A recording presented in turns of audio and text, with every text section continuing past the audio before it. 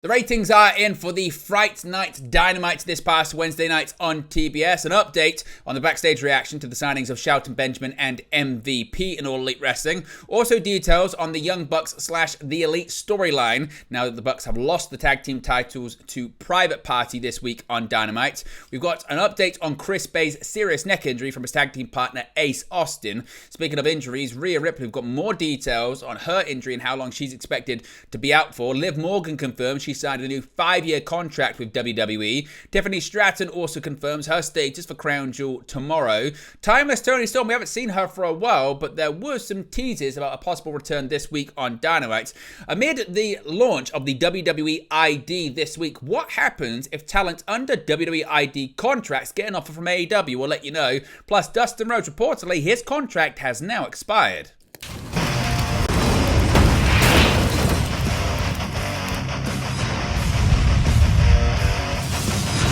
Hey guys, welcome back to Wrestling News 365. Hope everyone is doing very well. As always, there are plenty of news stories to get into in the world of professional wrestling. Let's begin with the ratings for this week's edition of AEW Dynamite. Of course, it was Fright Night Dynamite this Wednesday on TBS. Wednesday night's episode of AEW Dynamite averaged 628,000 viewers on TBS, which is down 1.4% from last week. It's the lowest audience total the show has done in its regular time slot since August 7th. Dynamite drew a 0.19 rating in the 1849 demographic, finishing 6th in the primetime cable charts. That's the same rating the show drew last week, which ties the lowest rating Dynamite has done in its regular time slot since July 31st. The show went head-to-head with Game 5 of the MLB World Series, which averaged more than 18 million viewers. It was also up against portions of 2 NBA games on ESPN that topped the cable charts. As compared to the same week in 2023, Dynamite was down 24.5% in overall viewers and down over 32% in the 18 to 49 demographic. Of course, the show closed this week with Bobby Lashley reuniting with Shelton, Benjamin and MVP as part of the Hurt Syndicate, the former Hurt Business. And what's the backstage reaction been to Benjamin and MVP since they became All Elite? Now, former WWE superstar MVP, of course, made his AEW debut back at Dynamite Grand Slam in September, where he confronted Prince Nana regarding his management of Swerve Strickland. The following week, Shelton Benjamin made his AEW debut in a backstage segment, being referred to as the head of complaints department, before going on to have a number of matches with Sammy Guevara, Lio Rush and Swerve Strickland. Fans have had a very positive reception to MVP and Shelton's run in the company so far, and the backstage reaction to the pair's run has also been revealed. Per Sean Ross Sapp of Fightful Select, the reception to the pair internally has also gone down very well, with MVP gaining a lot of praise and respect for his handling of his previous issues with Chris Jericho upon his arrival to the company. Shelton has also been long described as someone being pushed to join the company, as many people in AEW had already worked with him in the past. Of course, Wednesday's Dynamite saw the arrival of former WWE champion Bobby Lashley in All Elite Wrestling, where he laid out Swerve Strickland following his match with Shelton. The group officially launched the new Hurt Syndicate to close the show. Now, another big moment this past week on Dynamite was the Young Bucks losing the AEW World Tag Team Championships. Former AEW World Tag Team Champions, the Young Bucks, were last seen shredding documents and hightailing out of Wednesday's AEW Dynamite following their loss of the titles to Private Party. The dramatic exit, as well as the Bucks shaking Private Party's hand after the match, had led to some wondering what the future of Matt and Nick Jackson looks like. In a new update from PW Insider, Mike Johnson said the EVPs are saying goodbye for now, but not for good. Quote, "Yes, last night was the end of the current Young Bucks storyline. We are told they are not planned to return to TV for some time," Johnson wrote, addressing a number of questions the PW Insider team had received about the storyline developments. Quote, "No, they are not done with the company. They signed a new AEW deal a while back, which was announced publicly at the time," end quote. Now, the Bucks, as Johnson refers to there, signed a new contract that only required a limited number of appearances each year, and the word back in August was that AEW president Tony Khan had no interest in paying them for extra appearances, leading to the Bucks not heavily being involved in the build to August's All-In pay-per-view event at London's Wembley Stadium. The Bucks are set for the upcoming Wrestle Dynasty event in the Tokyo Dome on January 5th, possibly to face Hiroshi Tanahashi and their former friend Kenny Omega in Omega's return to New Japan Pro Wrestling. Set the night after Wrestle Kingdom, the event will see wrestlers from New Japan, CMLL, Ring of Honor and AEW compete in the historic venue for the first time. Now, a bit of an update here on Chris Bay after he suffered that serious neck injury last weekend. TNA wrestling star Ace Austin has provided an update on his partner Chris Bay following Bay's recent serious injury. At the October 27 TNA Impact television tapings, ABC's Chris Bay suffered a serious neck injury during a match with the Hardys, which led to Bay getting stretchered out after the match. After the injury, an outpouring of support for Bay has come from many wrestlers in WWE, AEW, TNA, and elsewhere, with a GoFundMe being set up to help Bay post-surgery. Yesterday, TNA shared an update on Bay's injury following his surgery, courtesy of Bay's ABC tag team partner Ace Austin. The update read, quote, Chris Bay began rehabilitation from neck surgery on Sunday, October 27, and he will remain in Detroit with multiple daily rehab sessions under the direction of specialists. He continues to show daily improvements that bring a smile to the face of those around him and Bay himself. He has family members by his side daily, along with close friends, TNA Wrestling Management, and members of the TNA roster. Ace Austin has been by Bay's side since the Sunday night in-ring accident. The two were put together as a team after Austin returned from Japan in 2022, quote, and we made a choice to come together and give it everything we had, Austin said. Our pairing worked so well from the beginning, largely because we share a similar work ethic and a deep love for wrestling. We could both see the raw potential we had in front of us if we put our heads together and really became a team. We were friends before, but we really became partners fast and even quicker became brothers. Bay's first match in TNA was an explosion match against Austin shortly after Austin was signed by TNA. Quote, he was gracious, selfless, willing, and incredibly talented, Austin said. When TNA signed Chris, he was right in the mix with me for the X Division Championship. As rivals, we grew immense respect for each other and had classic matches. As tag team partners, we've been able to lift each other up and support each other in so many ways, both as wrestlers and humans in this world. Austin and Bay from the magical, electrifying team known as ABC, and they have already accomplished so many incredible things that both are insanely proud of. The quick list of ABC accomplishments includes Ultimate X match for the TNA World Tag Team Championship against the Motor City Machine Guns at the 2023 Rebellion pay-per-view, 3-team Full Metal Mayhem match for the TNA World Tag Team Championship at Bound for Glory 2024, 3 reigns as the TNA World Tag Team Champions, Tag Team of the Year in 2023, ranked number 6 in Pro Wrestling Illustrated's Top 10 Tag Teams of 2023, and second place in the New Japan Pro Wrestling Super Junior Tag League. Quote, we've seen so much of this beautiful world together, Austin said. Chris's first time out the country was to Japan by my side, and now we've been to 5 countries together.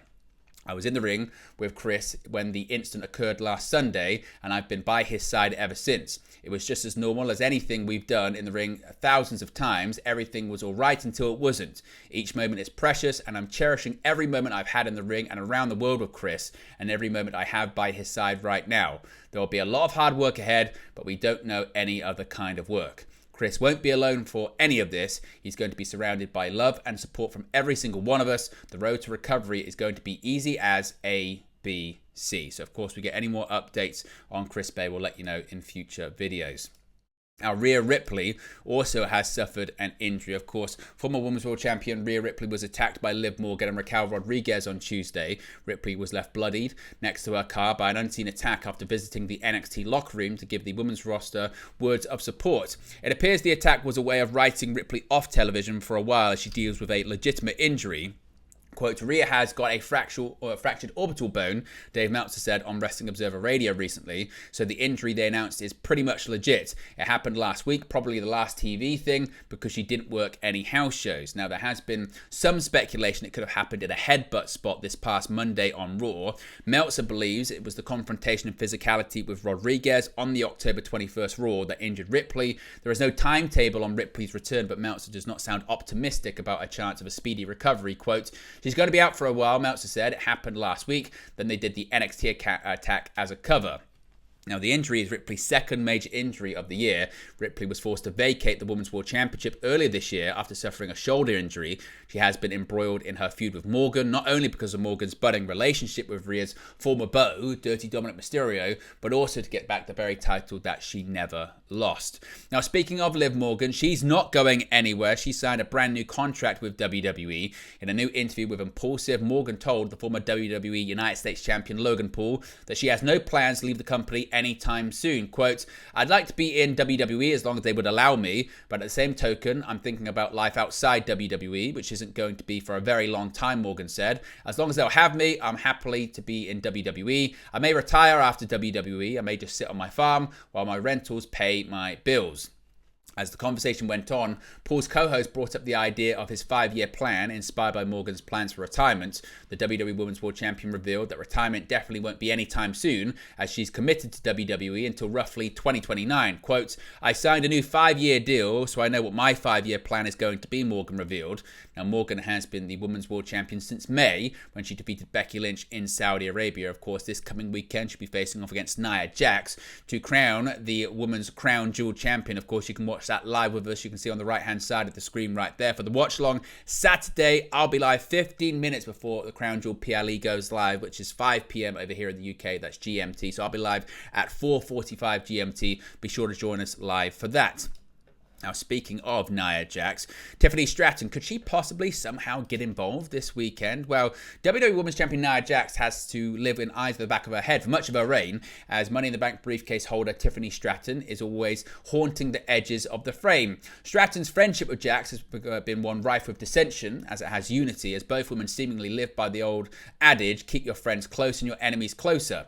In a new interview with Sports Illustrated, Stratton revealed she'll be on hand for Jax's upcoming Crown Jewel Championship match against Liv Morgan. Quote, I can say that I'm going to be in Saudi Arabia, Stratton told Sports Illustrated, initially wishing to keep the information a surprise. Stratton claims that all of her reasoning for being there is above board, suggesting Jax has nothing to worry about. Quote, I am going to have a new pretty gear. I will be backstage. I will be cheering on Nia Jax. That's all I'm going to say. Now, do you think that's all she's going to do? Let me know your thoughts and predictions about that in the comment section below.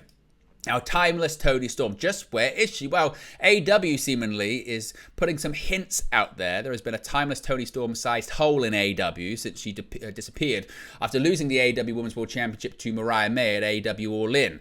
And while there's still no firm date for when Storm could be back on AEW TV, the promotion itself, at least, is getting ready with it for a creative set of plans. On X, during Wednesday's AEW Dynamite, users noted that fans in Cleveland's Wallstein Arena were spotting newspapers from the fictional Timeless Times with a headline titled, quote, What Happened to Toni Storm? The newspapers also featured a QR code, which upon being scanned took fans to YouTube to watch an All Elite News bulletin titled, Where in the World is Toni Storm? Narrated by Storm, the minute-and-a-half bulletin was similar to the opening montage from the Hollywood classic Citizen Kane, recapping Storm's adventures ever since losing in May. This included her being spotted in Australia, where she went to promote AEW's upcoming Grand Slam event taking place in February, followed by trips to Japan and Mexico, where Storm, among other things, reunited with Mina Shirakawa, divulged in an affair with Stan Hansen, and wrestled the likes of Mayu Iwatani and La Catalina. Unfortunately, like her match with May, Storm lost those matches to Iwatani and Catalina, leading to her promptly disappearing afterwards, never to return. The bulletin subsequently ended, wondering what adventure Storm would get into next and whether she would make her way back to AEW one day. If she did, though, Storm assured that everyone, the fans, will be waiting. Now, this has been an interesting development this week, hasn't it? The launch of WWE ID. Just what does it mean for independent pro wrestlers? Well, the way that WWE ID could be affecting potential AEW signings has now been revealed following the launch of the development program. WWE ID, if you're not familiar, the WWE Independent Development Program was officially launched on October 29th, 2024 this week. The program was described in the official announcement as a first-of-its-kind developmental program designed to provide up-and-coming independent wrestlers a pathway to a potential career in WWE. In the wake of its launch, it was recently reported that several independent wrestlers already have deals under this new scheme.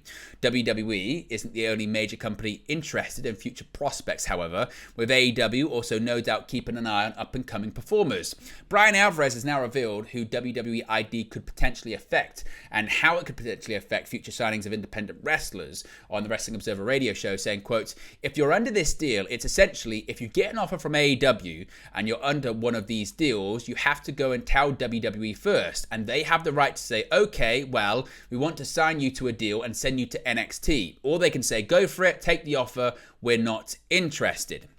Now, among the wrestling schools who have received a designation of WWE ID participants are those owned by Cody Rhodes, Seth Rollins, and Booker T. Rollins and Booker T reacted to the news of WWE ID program in comments made on social media. It was also recently reported that WWE ID's concept is something the company has been working on for years on and off. The report also noted that former Ring of Honor and Evolve booker Gabe Sapolsky will be a part of those overseeing the program, having already conducted scouting for WWE at wrestling schools and indie events in recent years. Triple H commented on the launch of WWE ID, noting that the, quote, level of talent on the independent scene is incredible and that he is excited for WWE to be on the forefront of supporting their journeys. And finally, a bit of an update here on Dustin Rhodes and his future in All Elite Wrestling as well as Ring of Honor. Now, according to Sean Ross Sapp of Fightful Select, Dustin Rhodes' contract came up, but he hasn't necessarily left AEW/Ring of Honor as of right now. Fightful Select reported that Rhodes' deal with the company was set to expire at the end of September or the beginning of October.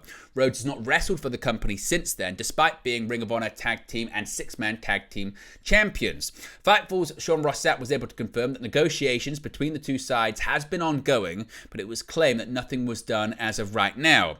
Rhodes has wrestled more matches in 2024 than any year he's had since 2020. He's on pace to have his busiest in-ring year since 2018.